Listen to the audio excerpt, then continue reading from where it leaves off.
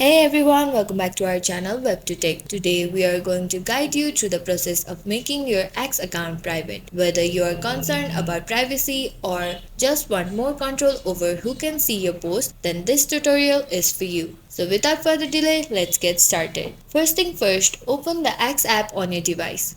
Make sure you are logged into your account.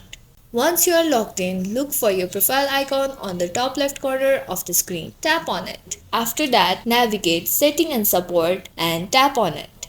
Then tap on Setting and Privacy. Again, tap on Privacy and Safety, which is around the middle of the screen.